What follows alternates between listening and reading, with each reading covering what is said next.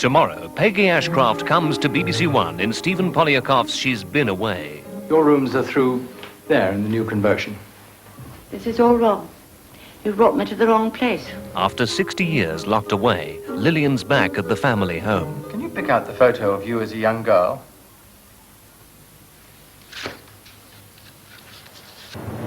Lillian? Lillian! Have I got room? Have I got enough room?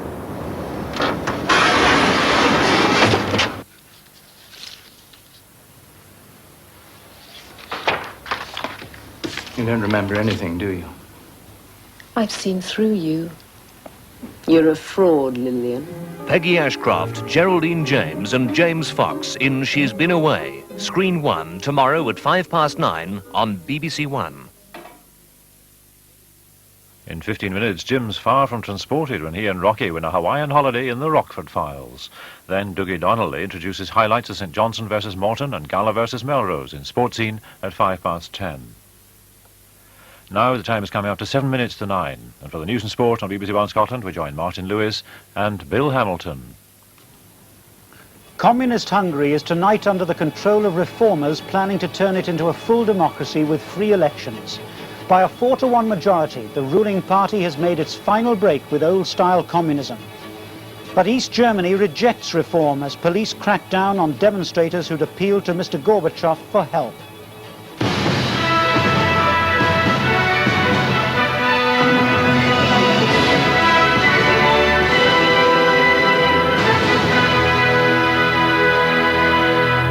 Good evening. Within the last half hour, the communists who rule Hungary have voted to turn themselves into a Western-style socialist party and their country into a democracy.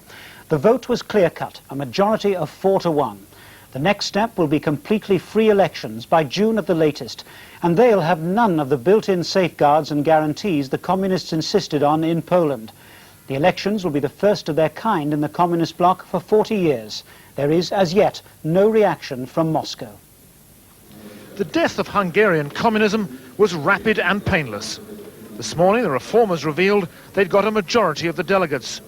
The hardliners were then asked to leave the hall while the reformers planned their next step. They agreed to transform the Communist Party into a new socialist party. The Prime Minister then said that those who'd backed the Russian invasion in 1956 couldn't join the new party. Our new party can have no credibility if there are among its members people who have blood on their hands, people who have taken part in the persecution or tormenting of other people. But the hardliners' leader was unrepentant. You can burn me at the stake, but you cannot send the 720,000 party members whom you represent to the stake. But the hardliners' pleas have been ignored. A few minutes ago, the conference formally voted to change the party's name and launch a new democratic party. The motion was carried by an overwhelming margin of more than 4-to-1. It's now clear that the reformers here have won. They're going to launch a new party committed to giving Hungary a West European form of democracy. It's also clear that the hardliners won't be taking part. So, for the first time in Eastern Europe, a communist party is giving up communism. While Hungary was tonight going for greater reform, East Germany was rejecting it. As Mr. Gorbachev, leader Erich Honecker made it plain he had no intention of embracing change. And police armed with batons drove the thousands of demonstrators who took to the streets in Leipzig and East Berlin, chanting for help from Mr. Gorbachev. Paraded its military might for Mr. Gorbachev, who looked as though it was something he could do without. The Cold War style of East Germany's old leaders clashes sharply with the Soviet president's continued talk of reform and change. That has so worried the East German leadership that they've packed the crowd at his every public appearance, concerned that ordinary people might use Mr. Gorbachev's presence to demonstrate for his style of reform to break up East Germany's authoritarianism. Their fears were well-founded. This afternoon, a crowd several thousand strong tried to break in on Mr. Gorbachev's final engagement inside the Parliament building. And the East German police were hard put to keep them away. There was a confused melee in which demonstrators shouted New Forum, the name of the political grouping which wants the communist government to allow political dialogue. The confrontation followed the pattern which has been building up in other cities. In both Dresden and Leipzig, eyewitness reports say there have been more clashes in the past 24 hours, which in some cases have turned to violence.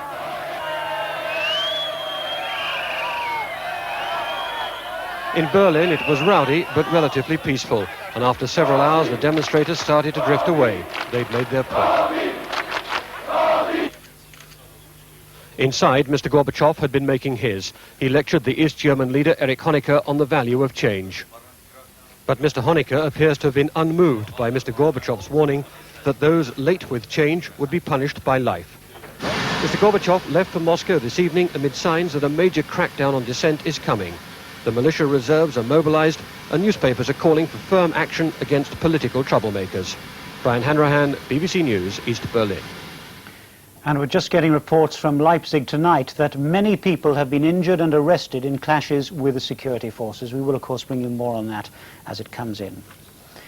In Moscow, thousands of people have marched to the Kremlin to demand fair treatment for two special prosecutors.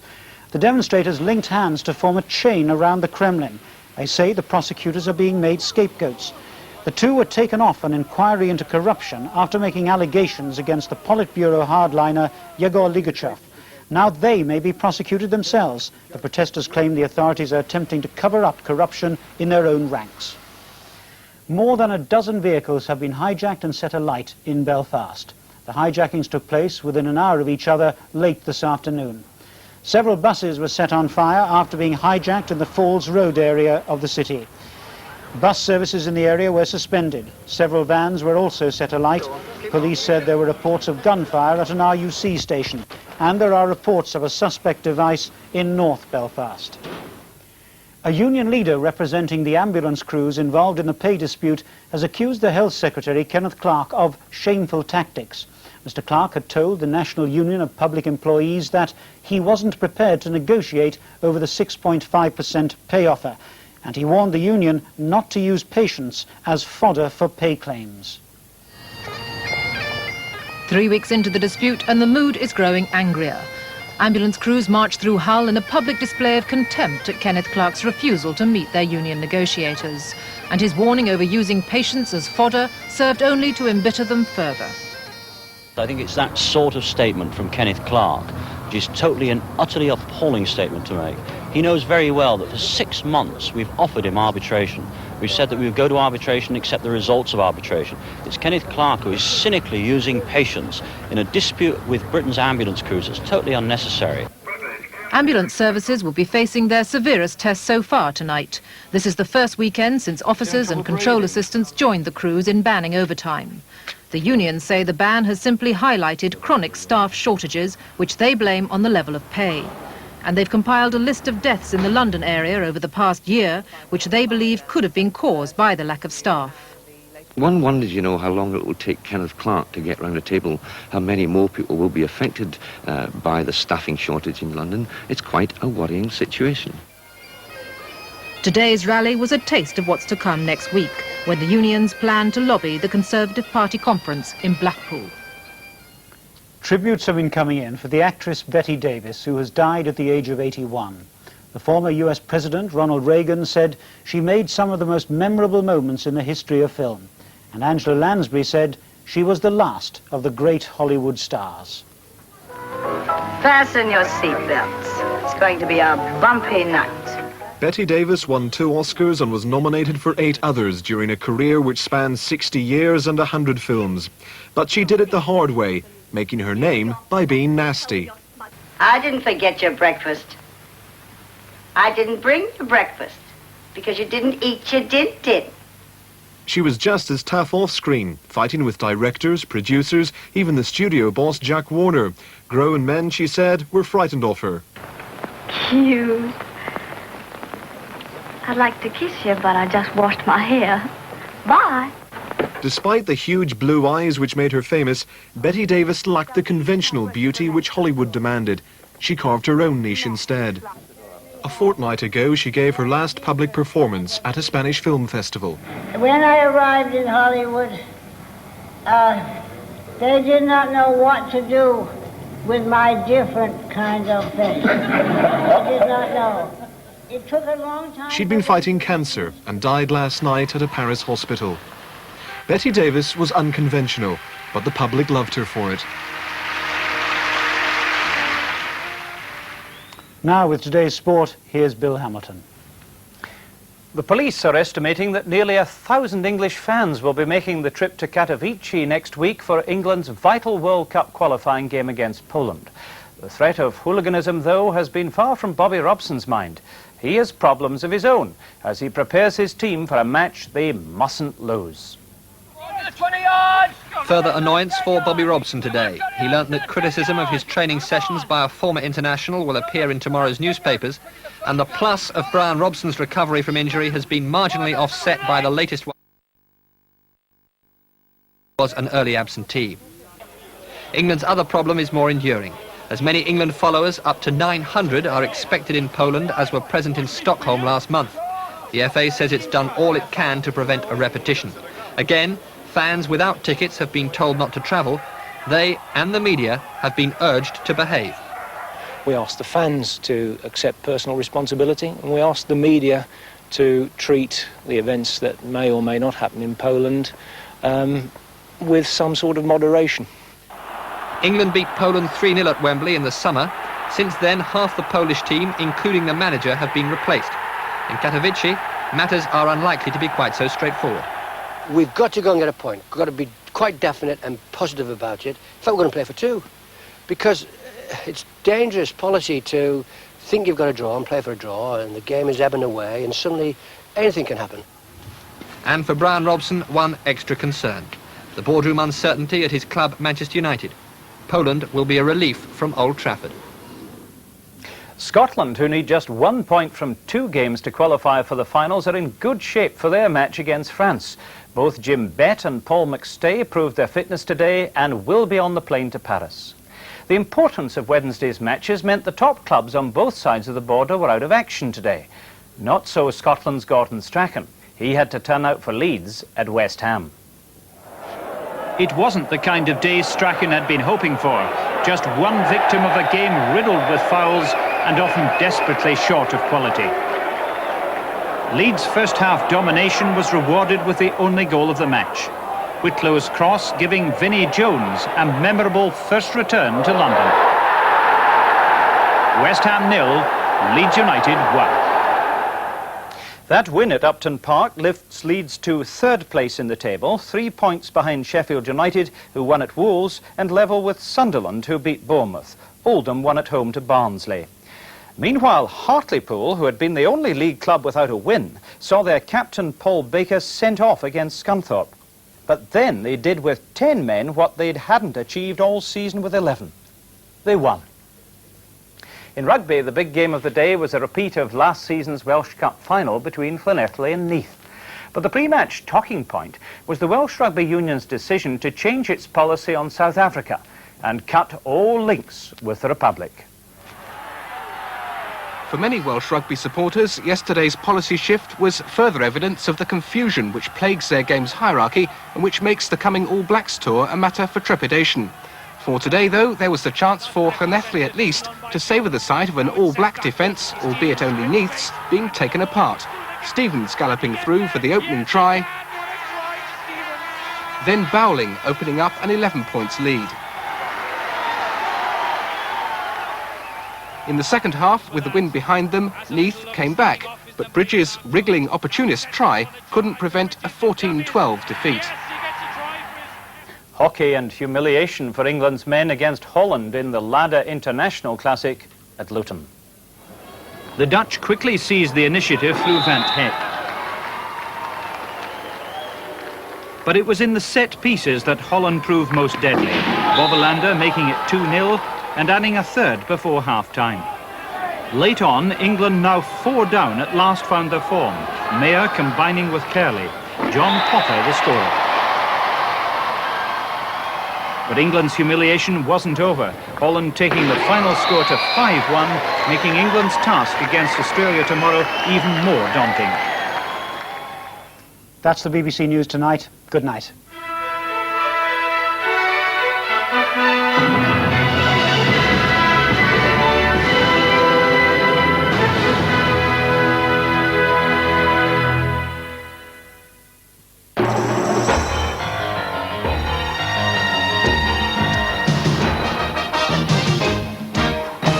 Tories in trouble. Oh, I can't go back out. Not only on court, but also at conference. Tomorrow, Kenneth Baker, the new super salesman of the Tory image, goes on the record to chart their way forward. And his new secret weapon. It helped Bush to win. Can it do the same for Thatcher? Watch On the Record tomorrow at 1 o'clock on BBC1. Tomorrow on BBC2, the Archbishop of Canterbury will be talking to Joan Bakewell about the issues raised on his recent visit to Rome. That's an extra programme. Now the weather with Bill Giles. A very good evening to you. Well, the weather is in the mood of changing now, and Ian McCaskill will tell you all about it at 5 to 1 tomorrow on BBC1, so tune in then. At the moment, you can see a good deal of cloud right across the country, some really nasty-looking cloud coming down into the Mediterranean, going to give Greece a horrible day through tomorrow. We've got these little wriggling fronts across the country, bringing pulses of rain and drizzle down from the north, and the high pressure out to the west, well, that's tantalizingly close, but not close enough. We've got a good deal of cloud, as you can see, with little bits of drizzly rain just clearing away from the southeast now, and through the night there will be more coming in, particularly in that northwestern part. But with all the cloud around, it isn't going to be a cold night, far from it, quite a mild one too. Still some quite strong winds at the moment, but the winds now just beginning to start to ease down just a shade. Tomorrow then, starting off in Scotland, down across Northern Ireland, down the western side, there are a lot of cloud, quite misty up over the hills, some drizzly rain around too. But over many central and eastern parts, here I think starting off cloudy. I'm a bit more optimistic that it'll brighten up a shade there during the afternoon. One or two brighter spells coming into the far northwest too. Still a bit on the cold side, although temperatures a degree or so higher, and the wind's not quite as strong. That's it from me. Bye-bye for now. On BBC2 now, Dance International starts off in Holland for Stravinsky's famous work, The Soldier's Tale. On BBC1 Scotland, in just under 50 minutes, Sports Scene with Dougie Donnelly includes highlights of St Johnstone versus Morton and Gala versus Melrose. Now another pesky case to distract Jim Rockford.